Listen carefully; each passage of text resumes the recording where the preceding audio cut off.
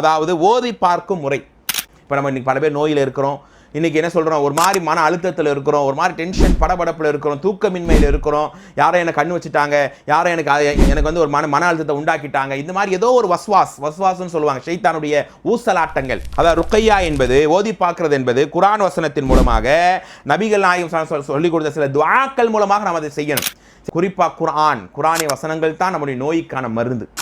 அல்லாஹ் சொல்லி காட்டுகிறான் 17வது அத்தியாயத்துடைய 82வது வசனம், வனுனஸ்ஸிலு மினல் குர்ஆன் மா ஹுவ ஷிஃபாஉன் வ ரஹ்மத்துல் லில் முஃமினீன். அல்லாஹ் சொல்றான், இந்த குர்ஆனை உங்களுக்கு நாம் இறக்கி இருக்கிறோம், இதிலே தான் உங்களுக்கு நோய் நிவாரணம் இருக்குது. சும்மா பேச்சுக்கு இல்லை, அல்லாஹ்வுடைய வார்த்தை இது. மேலும் மூமின்களுக்கு ஒரு அருளாக இந்த குர்ஆனை நாம் இறக்கி இருக்கிறோம்.